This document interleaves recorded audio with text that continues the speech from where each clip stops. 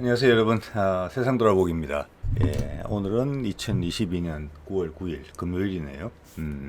자, 오늘은 그 세상 돌아보기가 늘 이야기 이제 해왔던 북미 종전선언, 현재 그리고 앞으로 오랜 기간 동안 한반도에 발생하는 모든 일, 그리고 우리 개개인의 모든 행동과 미래에 대한 전망, 자식 교육까지 모든 것에다 가장 큰 지대한 영향을 미칠 수 있는 사안들의 그 먹이사슬의 최고봉에 위치한 북미 종전선언, 그것이 건물사를 타고 있는 내용들이 계속 확인이 돼서 마지막 이제 관련해서 다뤘던 마지막 동영상 그 이후 전개된 내용들에 대해서 여러분하고 이야기를 공유하고자 합니다.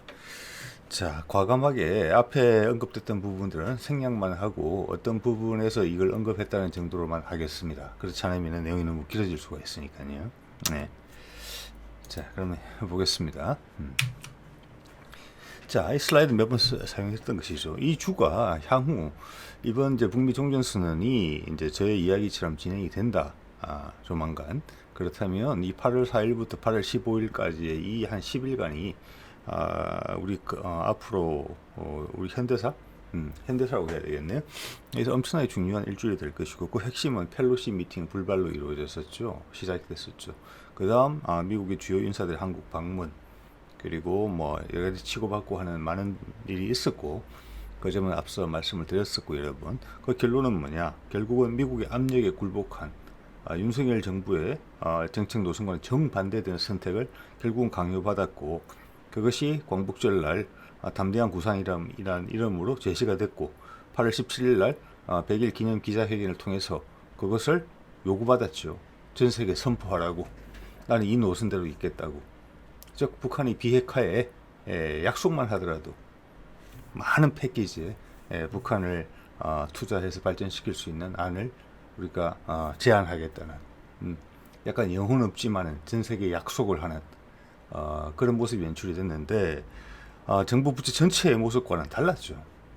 그래서 뭐 말씀드린 것처럼 그것은 미국의 강요에 의한 것이고, 미국이 예전부터 바이든 행정부 들어서 두 번 시도했고 실패했고, 세 번째 시도하는 이번만큼은 북미 종전선언을 반드시 해내야 되는 미국의 필요가 강하게 제기된 것이고, 거기에 저항하는 한국 정부를 어떻게든 압박을 했든 강요를 했든지 간에 결국은 윤석열 대통령의 입에서 담대한 구상이라는 이름이 나오게 만들었던 것이죠. 그렇지만 둘의 마음은 다릅니다. 서로 못 믿고 감시하고 있는 것이죠. 물론 이 상황에서 힘은 미국이 세고, 윤석열 정부는 외교적으로 많은 실책들을 거듭하고 있으면서 입지가 좁아지죠. 동시에 국내에서는 지지율이 엄청난 모멸적인 수준으로 낮아지고 있기 때문에 국민들과 사이에 괴리가 생기고 있습니다. 그래서 입지가 점점 좁아지면서 오히려 좀 극단적인 선택을 할 수 있는 이런 분위기로 지금 치닫고 있어요. 이제 한 5, 6, 7, 8, 9, 5개월도 안 됐는데 발생한 일이거든요. 그것을 미국이 동시에 예의주시하고 있어요. 본인의 이해라는 관점에서. 지금의 가장 큰 이해, 한반도에 있어서 그들의 국제 전략에 있어서 가장 큰 이벤트는 뭐냐? 바로 북미 종전선언을 안전하게 해내는 거예요. 거기서 남한의 윤석열 행정부가 거기에서 어떤 식으로든지, 왜냐, 북한과 국경을 맞대고 있기 때문에 해코지를 하지 않을까 엄청나게 긴장한 상태에서 여러 가지를 요구하고 있는 거예요. 예. 불편하지만 그 불편함을 알고 그렇지만 해내려고 하는 그런 상황이에요. 예. 자, 전반적인 설명을 드렸고, 자, 말씀드린 것처럼 펠로시를 왜 안 만났을까? 이때 문제가 불거졌고, 밑에 MBC 뉴스 보도처럼 대통령실의 이야기는 국익 고려해서 안 만났다고 돼 있어요. 물론 그 방법적인 면에서 수많은 실수가 있었죠. 그래서 무슨 국익의 고려냐? 이건 이렇게 해석할 수 있어요. 펠로시가 한국에 왔을 때 윤석열한테 하고 싶었던 말은 북미 종전선언에 대한 강력한 협조를 요청했던 거예요. 미국도 알고 있었죠. 이미 지난번에 바이든이 윤석열과 정상회담 했을 때부터 어긋난 건 알고 있었습니다. 윤석열의 지지 세력, 그리고 본인의 마음은 북한을 적대적으로 보는 것이고, 체계 경쟁에서 승리해서 승복시키고, 그래서 우리의 한 부분으로 흡수하겠다는 의지가 강한 그런 정부라는 걸 알고 있었죠. 그래서 처음부터 긴장 관계가 계속되어 있었죠. 그리고 바이든은 오바마 시절에 8년 동안에 부통령을 하면서 한국에서 일어난 큰 이벤트를 다 봤던 사람이에요. 그리고 이게 낯설지 않아요. 자, 그래서 저기 국익고리라는 것은 우리 민초들의 마음과는 다른 현 정권을 획득한 자들의 이익이라고 말씀을 드려야 되겠죠. 그들과 그들을 지지한 세력, 소수죠. 그리고 지난 대선은 그 소수가 다수를 속여서 정권을 쟁취한 그런 결과였어요. 그게 지금 급격하게 떨어지는 지지율로 나타나고 있는 것이죠. 그들의 무능력과 함께. 예. 자, 이런 상황이고 이 상황을 미국이 이해하고 있다는 것이 지금 윤석열 정부한테는 되게 안 좋은 상황인 것이죠. 자, 제가 국익이란 말씀 드렸고 이런 상황에서 담대한 구상이 도출됐던 것이죠. 자, 그럼 그간에 일어났던 일을 볼게요. 몽골 말씀 많이 드렸어요. 지금 보면은 9월 8일 날 몽골 총리예요. 왼쪽에 있는 사람이. 대통령 밑에 총리죠. 우리 총리와 비슷한 역할을 하는 사람이고 푸틴과 만났어요. 그래서 장기간 동안 러시아가 몽골에다가 원유를 안정적으로 공급하겠다. 좋은 가격에. 이러면서 지금 블라디보스톡에서 만나서 지금 악수하고 있는 상황이에요. 네. 자, 그 전날을 9월 7일에는 여기 이제 도착을 했죠. 여기가 동아시아 경제 포럼이라고 동방 경제 포럼이라고 하죠. 블라디보스톡에서 열리는 거. 예. 그게 개최가 됐고 이번에 푸틴 대통령이 여기 직접 참석을 했어요. 그래서 몽골에서도 예외적으로 가장 고위급 인사가 갔어요. 이게 의미가 있는 것이죠. 지금 몽골에서 벌어지고 있는 일들을 감안함에 있어서. 그래서 9월 7일에는 그러니까 푸틴 만나기 하루 전이죠. 그때는 몽골의 철도 계획에 대해서 지금 러시아 쪽의 철도 담당자하고 이야기를 하는 거예요. 철도 협력을 강화하겠다는 거예요. 최근에 제가 여러 번 말씀드렸었죠. 미국이 와서 미국이 몽골에 세울 수 있는 많은 것들을 제시했어요. 네. 그리고 러시아가 또 제시했어요. 그렇지만 중국은 지금 겉으로 관찰되는 부분은 없어요. 네. 자, 저는 그래서 여기에 몽골에 대한 관심에 있어서 관심의 증가, 예외적인 관심의 증가 최근에 있어서 거기에서 러시아와 미국이 같은 편에 있다. 이런 생각을 가지게 되는 것이죠. 조금 이따 추가로 말씀드리기로 하고. 자, 그래서 몽골에 대한 최근에 바빠진 몽골에 대한 이야기를 제가 모아봤어요. 이게 오른쪽에 보이는 흰색으로 표시된 건 제가 지난번 자료에서 보여드렸던 거예요. 그 이후에 이를 추가시켜 볼게요. 자, 8월 1일부터 동아태 차관보고 2번이나 갔죠. 그 다음 유엔 사무총장 오기 전에 왕이가 방문을 했죠. 견제 성격이 강했습니다. 동아태 차관보가 한 번 더 갔어요. 동아태 차관보가 움직이는 게 상당히 중요해요. 왜냐하면 큰일이 임박했다는 뜻이거든요. 동아태 차관보는 차관보잖아요. 우리로 치면 실장급이에요.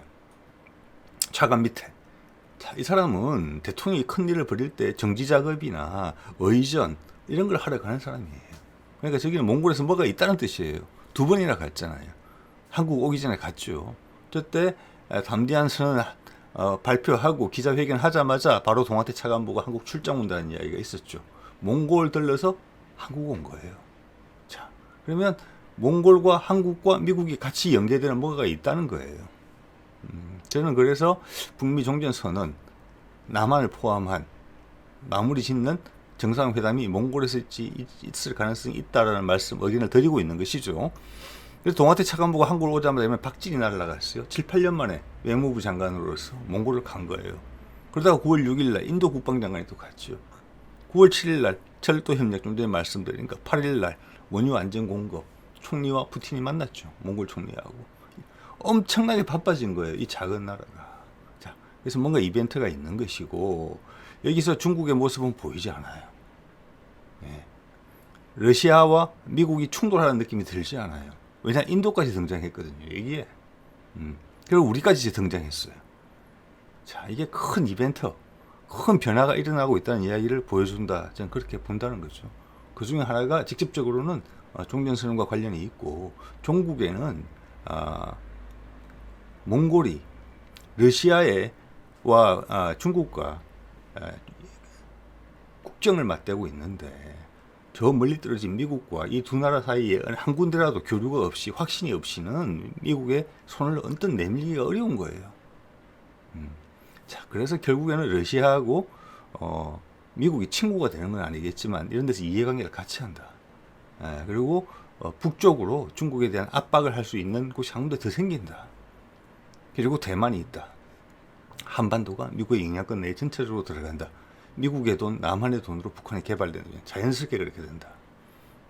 자, 이런 결론을 제가 여러 번 말씀드렸죠. 거기에 지금 리스트가 좀 늘어난 상황이에요. 최근에 일로. 자, 그래서 푸틴이 이제 동방 경제 포럼에 참석했는데 예전에 우리 대통령이 참석한 적도 있죠. 이게 상당히 중요한 거예요. 그리고 세계적으로 좀 중요하게 됐어요. 코로나 발생하고 세계적으로 인플레가 있죠. 돈이 가치가 없어진 거죠. 예. 돈이 가치가 있으면 어떻게 돼야 되겠습니까, 여러분? 산업이 따라 커져야 되고. 그래서 우리 한국은행에서 하는 게 뭡니까? 우리 원화의 가치를 지키는 거잖아요. 즉 경제 규모가 적당히 커질수록 화폐량이 이것이 따라 늘어나야 돼요. 조금씩 인플레가 되면서, 인플레이션이 되면서. 예. 돈이 너무 없어도 경제가 커질 때 돈이 귀해지면 경제가 불편해져요. 그래서 통화량을 조절하는 게 그들의 목적이에요. 자, 지금 전 세계적인 입장에서는 뭐냐? 코로나 때 돈이 너무 많이 풀렸죠. 예. 근데 산업은 회복되지 못했어요, 이제. 예. 그럼 돈이 갈 곳이 없는 것이죠. 가치가 떨어지는 것이죠. 인플레이션이 되는 것이죠. 예. 빈부격차는 많이 벌어져 있는 것이죠. 예. 사회적인 불안정성의 큰 요인이 되는 거예요. 이걸 크게 해소하는 방법이 뭡니까? 가장 큰 거는 새로운 투자처를 발굴해서 거기서 달러 필요해, 달러의 수요가 올라가야 돼요. 즉 달러의 가치를 올려야 되는 상황이에요. 그렇기 때문에 지금 러시아의 연해주 개발 사업은 옛날에는 러시아 스스로의 문제였지만 지금은 미국의 문제와 궤를 같이 하는 거예요. 북한의 개발과. 예. 자, 그런 것이 지금 상당히 중요하다. 그리고 러시아와 연결이 되어 있는 유럽 대륙들, 즉 유라시아 대륙이 하나로 이어진다. 예. 그리고 우리는 한반도가 그런 유라시아 세력들과 바다 세력이 만나는 교차점, 물류기지가 된다. 역세권이 된다. 이거거든요. 그러면서 중국은 고립시킨다. 자, 미국과 러시아, 유럽 국가들의 아기가 다 맞는 거예요. 불필요한 곳은 중국하고 일본입니다. 근데 일본 아베가 세상을 떠났잖아요. 그 반대하던 아베가. 그리고 기시다는 지금 지지율이 떨어서 휘청휘청대고 있어요. 본인의 몸을 제대로 못 가누어요. 국제적인 목소리를 못 내고 있는 상황이죠. 그래서 지금은 상당히 좋은 거예요. 오히려 코로나가 있었기 때문에 종전선언이 값어치가 몸값이 올라간 거예요. 세계적인 이벤트가 된 거예요. 단지 한반도의 통일을 위한 전제 조건, 북미 또한 미국 입장에서 봤을 때는 북한이라는 위협 요소에 있어서 핵을 제거한다는 그런 것을 좀 뛰어넘는 세계사적 이벤트로 발전 중인 거예요. 세상의 일이 그렇게 흘러갔던 것이죠, 지금. 네. 자, 그리고 9월 1일 날 우리나라에서 이런 일이 발생했어요. 한미일 안보실장 회의를 하와이에서 했어요. 각국의 안보실장들이죠. 자, 이 안보실장이 회의를 하고 우리나라를 돌아왔어요. 돌아오면서 언론에 보도된 것은 즉 우리 안보실에서 내보낸 자료겠죠. 내보낸 자료는 이런 걸 뽑았어요. 지금 보이시죠? 핵실험하면 북한이 핵실험하면 잘못된 선택임을 깨닫게 할 것, 이런 논의를 합의하고 왔다. 이렇게 이야기를 했어요. 우리 김성한 안보실장이. 그런데 그 외교부 자료, 우리나라 자료, 정부에서 이제 내보내는 보도 자료를 보면 그런 내용은 눈에 씻고 봐도 찾아볼 수가 없어요. 가장 핵심적인 내용은 이거예요. 제가 읽어볼게요. 이제 나라에서 지금 낸 보도 자료예요. 한미일 안보실장 회의에 앞서 김성한 실장은 8월 30일 한일 양자 안보실장 회담을 각각 가졌습니다. 예전에도 그렇게 했어요. 한미 안보실장 회담에서 김 실장은 북한 문제 관련 우리 정부의 담대한 구상에 관해 설명하고 이를 실행시켜 나가기 위한 한미 간 협력 방안에 관해 협의했습니다. 이거예요. 이게 핵심 논의예요. 일본하고도 이걸 논의했고 미국이 불러 세운 거예요. 미국이 이걸 논의하고자 했어요. 근데 말을 이렇게 하죠. 우리 정부의 담대한 구상. 이거는 우리가 강요받은 담대한 구상이죠. 우리는 하기 싫지만 실행을 억지로 강요받고 있으면서 끌려가고 있는 상황이에요. 그래서 말을 일단 이렇게 했어요. 우리 정부가 취한 아주 곤란한 입장을 보이고 그들의 외교력 부재, 정치력 부재를 동시에 보여주고 있어요. 이렇게 내색을 다 하는 글도 오랜만에 봐요. 적나라하게 부끄러운 글이죠. 내가 주체인 듯 이야기하는데 조금만 뒤집어보면 끌려가고 있다는 거. 난 사실 싫은데 이런 것들이 다 보이는 그런 보도자료를 내고 있어요. 좀 전에 방송 포함해서 마찬가지죠. 다 보이는 거예요. 그러면. 자, 그 내용은 전혀 없어요. 그건 언론용 멘트예요. 실제는 이걸 했고 여기도 거짓말을 했죠. 예, 우리의 담대한 구상, 우리 적극적으로 지금 하고 있지 않습니다. 전혀. 예, 끌려가고 있는 것이잖아요. 예. 자, 이 이야기를 했어요. 이 이야기는 뭐하고 아주 유사하냐면 금년 초 2월 12일 날 역시 같은 하와이에서 있었던 한미일 외교장관 회담을 저한테 생각나게 했어요. 그때 제가 국방논평 108편의 책을 다뤘습니다. 그때 제목 뽑은 거 한번 보세요. 2차 세계대전 이후 가장 중요한 세계사적 전환점이 될 수 있을까? 왜냐? 작년 12월에 종전선언 될 뻔했는데 우크라이나 긴장 고조되면서 물 건너갔죠. 예. 그러다가 이때 2월 달에 왜 다시 블링컨 국무장관이 급하게 유럽에서 아시아로 날아왔느냐? 그때 우크라이나 위기가 전쟁으로 치닫지 않고 해소될 것이라는 기대감이 갑자기 퍼졌어요. 합의가 된 것으로 보였어요. 전쟁이 아닌 것으로. 그래서 미국의 관심이 급격하게 다시 아시아로 돌아왔고 지난번에 몇 개월 전에 다 될 뻔했던 종전회담에 미국이 다시 발을 담그기 위해서 이 회담을 급격하게 개최한 거예요. 그래서 이때 한 달 정도 북한이 미사일을 쏘지 않았었죠. 그렇지만 이것은 푸틴이 우크라이나를 결국 침공함으로써 다시 없어졌던 일이 됐고 그것이 지금 다시 살아난 거예요. 이번에는 한미일 외교장관 회의가 아니라 안보실장 회의를 했어요. 그 차이점이 뭔가도 한번 생각해 봐야 돼요. 왜 안보실장 회의를 한 것인지. 이때는 북미 종전선이라는 아이디어를 한국에서 냈고 또 그것의 실무 협상에 있어서 중재를 우리가 했기 때문에 미국의 블링컨 입장에서는 일본의 입장만 다독거리면 됐어요. 그리고 그 프로세스를 다시 시작하자. 북한의 반응은 어떻느냐? 우리가 해도 되겠느냐? 몇 개월 지금 우리의 이유, 우리가 테이블에서 떠난 거니까 미국의 이유로. 자, 그 점을 다시 되살릴 수 있을까만 보면 됐던 문제예요. 그래서 외교장관이 만나는 게 맞아요. 근데 지금은 왜 안보실장이 만났느냐? 안보적으로 불안한 부분들이 있는 거예요. 누구 해코지를 할 수 있는 여지가 있고 지금 불안정하다고 느끼는 거예요, 미국이.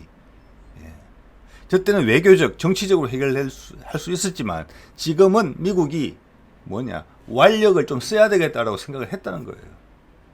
그래서 외교장관 회의가 안보실장 회의로 바뀌었다는 거예요. 그래서 우리의 안보실장이 이 회의에 갔다 와서 뱉는 말이 그렇다는 거죠. 한 번 더 핵실험하면 공격하겠다. 그런 뜻이잖아요. 근데 그런 내용은 전혀 논의된 게 보이지 않아요. 제가 봤어도. 그리고 큰 흐름에 봤어도 논의될 시점이 아니에요. 그때의 목적은 이것과 똑같고 대신에 미국이 단속을 더 하고 있다. 이겁니다. 지금. 왜냐? 일본은 지금 기시다가 흔들리고 있어요. 그래서 큰 타겟은 뭐냐? 일본에는 통보만 하면 돼요. 지금은 아베가 없는 상황에서. 한국은 단속을 해야 돼요. 계속 살펴보는 거예요. 체크하고. 이거는 우리한테 모멸스러운 이야기예요. 그렇지만 총련선은 우리한테 크게 도움이 되는 이야기예요. 그리고 우리가 그 안을 냈었어요. 지금 대통령이 아니라는 것만 있지. 그렇기 때문에 그렇게 부끄럽고 모멸적으로 느낄 건 아니에요. 그래서 이 순간만큼 저는 미국을 응원하고 있어요. 자, 그러고 나서 저 회의 다음에 9월 1일이었죠. 2일날 이런 발표가 나요. 여러분 한번 보세요. 한미 이달 하순 항모 부산 입항 협의. 안보실장 회의를 하고 이게 뜬 거예요. 여기에서 협의를 했다는 거예요. 우리가 항공모함 보낼 것이다. 최신의 항공모함 로널드 레이건호를 보내겠다. 한국에 입항한다. 부산에 통보한 거예요. 그러면서 일주일간 양국 간 교류 행사도 진행. 즉 일주일간 미국의 항모 한 대만 오는 게 아니거든요. 항모 한 대만 움직입니까? 저긴 핵잠수함 따라오죠. 옆에 구축함 따라오죠. 당연히 함재기 따라오고 엄청난 군사력이 따라오는 거예요. 저걸 이달 말에 와서 한 달간 한반도 근해에서 두겠다는 거예요.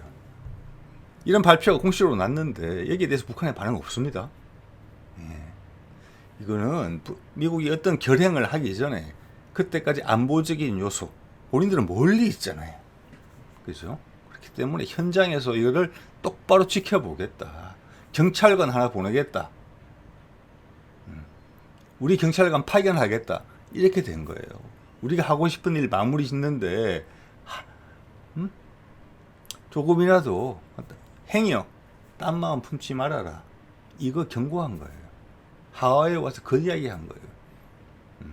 우리 안보실장 도착해서 뭐 이런 소리를 한 것이죠. 아전 인수격으로 멘트용 언론용 멘트를 몇 마디 자극적인 말을 알려준 거죠. 근데 실상은 이거죠. 그리고 중요한 게 일주일간 머문다는 거예요. 왜? 그 일주일 내에 뭔가 있을 가능성이 높다. 자, 그 다음 또 재밌는 일이 계속 이어져요. 해리스 미국 부통령이 이달 말 아베 국장에 참석하는 뒤에 27일이죠. 그때가 29일 날 방한. 네. 군사력만 보내는 게 아닙니다. 정치인도 보내서 이게 한 번 더 확인하고 가겠다는 거예요. 미국 군함 와 있잖아요 지금. 일주일 있을 거니까 이달 말에 온 거니까 비슷한 시기에 오는 거예요. 예. 미국 넘버 2하고 미국 최신의 항공모함 전단이 와 있겠다는 거예요 한국에. 계속 뭐 때문에 그렇겠습니까? 종전선을 염두에 두고 있다면 이때가 임박했던 것이고 마지막 순간에 체크하러 왔다 이렇게 해석이 되는 거예요. 그리고 북쪽에서의 움직임, 몽골에서의 움직임, 푸틴의 움직임, 우크라이나에서의 움직임, 이런 게 여러분 한번 생각해 보시면 여러분의 결론을 내실 수 있겠지만 세상을 돌아보기는 일단은 그렇게 좀 해석이 가능한 부분이 있네요. 그리고 해리스 V 부통령이 오면서 지난번에 펠로시는 권력 서열 3위였죠. 이번에 해리스는 2등이죠. 2위죠. 그래서 윤석열 대통령과의 면담이 예정되어 있는 것으로 되어 있어요. 당연히 만나겠죠. 예. 한국 정부에서 나오는 어떠한 말도 믿지 못한다는 뜻이에요. 돌다리도 두드려 갈 뿐만 아니라 사람까지 보내서 확인까지 하고 군사력까지 보내고 있는 상황이에요. 다시 한번 말씀드립니다만 엄청나게 모멸적인 상황이에요. 근데 한반도의 미래에서는 엄청나게 중요한 상황이에요. 그리고 이거에 오랜 기간 동안 입안하고 실무 협상하고 다리를 다 놓는 것은 우리가 또 다 했어요. 자, 여기서 또 한 번 윤석열 정부가 무리했던 양은 이만큼이 무리했던 한 겹에 얇은 기름막이 되는 그런 상황이 가속화되는 상황이에요. 지금 여기서 이거 마무리 잘 못하면 엄청나게 힘들 수 있어요. 윤 정부. 예. 자, 계속 가보겠습니다. 그리고 9월 9일 날 이런 또 발표가 나죠. 이거는 우리 담대한 구상에 대해서 우리 정부가 숙제를 하는 거예요. 이거는 미국의 요구를 받은 거예요. 미국의 요구를 받은 게 여러 건 있죠. 담대한 구상 8월 15일, 8월 17일 기자회견에서 미국 CBS 한국 지사장인지 간부인지는 모르겠습니다만은 한국인에도 불구하고 영어로 묻겠다.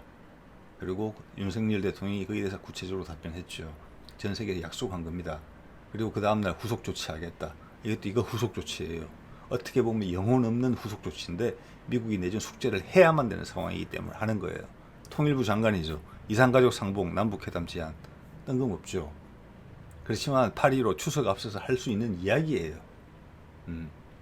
자, 그러면서 밑에 보면은 조그만 글자에 보면은 이제 권영세 장관이 한 말인데 정부는 열린 마음으로 북한과의 회담에 임할 것이다. 회담 일자, 장소, 의제와 형식 등도 북한 측의 희망을 적극적으로 고려할 것이다. 이렇게 이야기를 했어요. 겉으로 보면은 아까 안보실장이 뱉은 말하고 지금 통일부 장관이 하는 이야기가 서로 어긋나는 것처럼 보여요. 그래서 뭐 어떻게 보면은 공수 양면 전술, 냉온 양면 전술을 쓴다 이렇게 이해할 수도 있어요. 그렇지만 이 전체적인 분위기는 대담한 구상, 미국의 요구에 의해서 해야만 했던 그 대담한 구상의 후속 조치를 또 해야만 하는 숙제로서 권영세 장관이 하는 마당이에요. 그래서 일단 남한에는 약속한 걸 다 해야 되는 입장이에요 지금. 자, 그리고 위의 결론은 북한과 미국이 내릴 거예요 제가 봐서. 우리는 윤석열 정부는 사고를 안 치면 돼요. 그의 감시 감독을 받고 있어요. 그 사고가 뭐냐?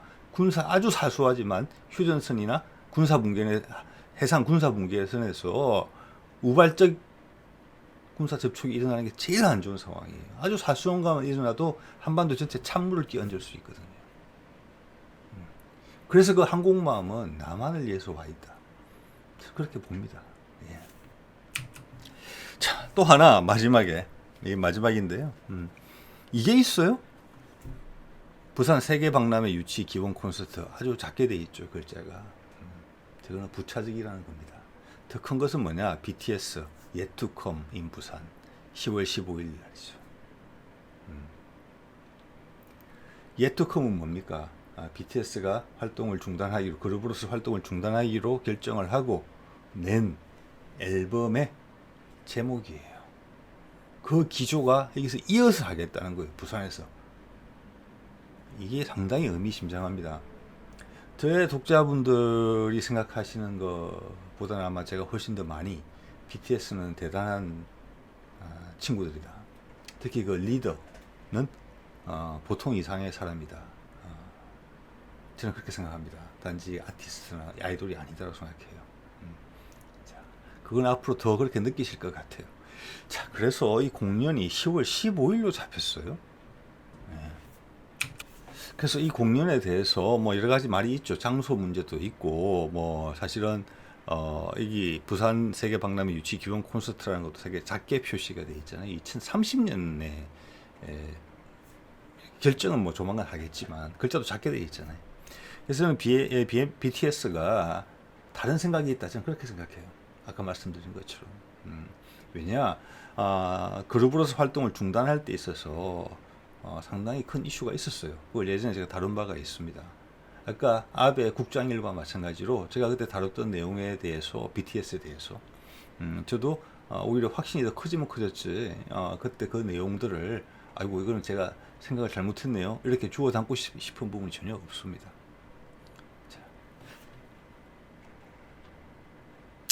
그리고 이 기사에서 보시면 나오지만은 그 비용을 뭐 엑스포 유치위원회에서 내는 게 하나도 없어요. 전부 BTS가 해결하겠다고 이야기를 한 것이고 지금 이 기사는 그 입장료도 안 받기로 했단 말이에요. 5만, 6만, 7만, 10만 정도로 기획을 했죠. 예. 그래서 기업들로부터 협찬을 받기로 했다라고 했는데 거기에 대해서 부정적으로 쓰고 있는 것이죠. 예. 현재 윤석열 정부는 BTS하고 사이가 안 좋죠. 자, 그런 거에서 혹시 중앙정부하고 지방자치단체하고 오해가 있나? 왜냐, 지방자치단체 부산시 같은 경우는 깊이 있게 BTS와 현 정부의 관계를 이해하지 못하고 있을 수도 있기 때문에 그걸 환기시키는 부분이에요. 그리고 거기에 후원으로서 생각을 하고 있던 기업체들을 경직시키는 내용이거든요. 그렇지만 저는 BTS가 할 거라고 봐요. 이 기사에도 나왔지만 BTS 소속사는 이 정도 돈은 본인들이 직접 충분히 될 수 있는 회사다 이런 내용들이 있었죠. 그러면 얘네들이 왜 이때 하느냐? 자, 저는 BTS가 엄청난 정체성과 우리 민족의 자존감이 상당히 이해도가 높다고 저는 봐요. 특히 리드인 RM은. 그래서 모두가 숨죽인 밤 우린 발을 멈추지 않아. 저게 예투컴에 나오는 가사예요. 그리고 뒤에 20219라고 되어 있죠. 예. 아직도 올 게 많다는 거잖아요. 우리는 지금 해산하지만 앞으로 할 게 많다. 다른 방식으로 하겠다. 예, 상당히 저항적인 가사예요. 해석하기에 따라서. 그리고 20219의 의미는 뭐냐? 워싱턴 DC의 핵심부의 우편 번호예요. 물론 이전에 다른 뮤직비디오에 있는 화면을 따온 거지만 의미가 있는 거죠. 그러면서 바이든 가서 만났잖아요. 바이든이 지지율 떨어져서 고민하고 있던 시절이에요. 여기 가가지고 뭐 유색 인종에 대한 테러를 막기 위해서 바이든이 BTS를 불러서 뭐 기자실에서 이야기도 하게 하고 시간 같이 내서 BTS 음악까지 틀어주고 이런 여유가 없어요. 다른 목적이 있어서 간 거예요. 한국 와서 문재인 만나고 나서 그 다음에 벌어진 일이 전 안보실장, 서훈 안보실장 미국에 보낸 거 그리고 그 이후 서훈 이후 한 일주일 있다가 BTS 방문한 거예요. 그래서 제가 이 사진에다가 바이든의 성부수 북미 종전선언 재점화라는 제목을 붙인 거예요.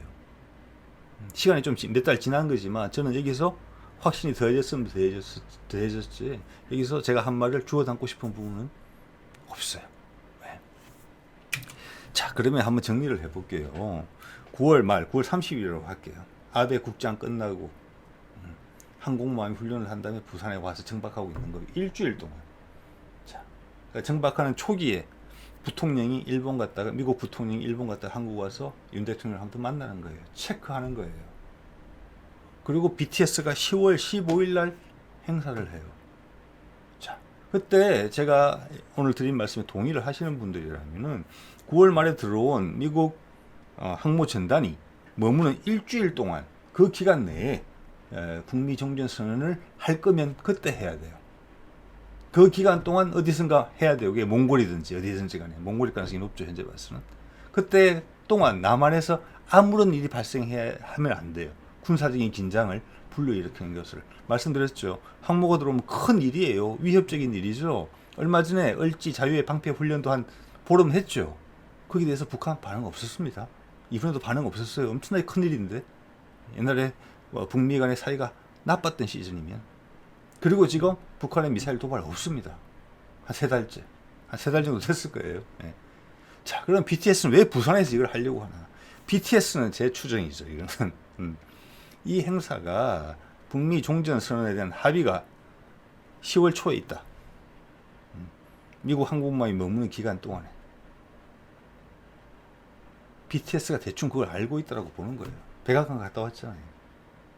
그래서 15일을 잡은 거예요. 15일 전에 이게 생긴다는 거죠. 저는 15일 전이라고 생각했는데 항모의 배치 기간을 봤을 때는 9월 첫 주, 아니 둘째 주 사이에서 벌어진다. 9월 7일 사이에. 예. 그럼 며칠 동안 그게 전파가 되고 물어 있겠죠.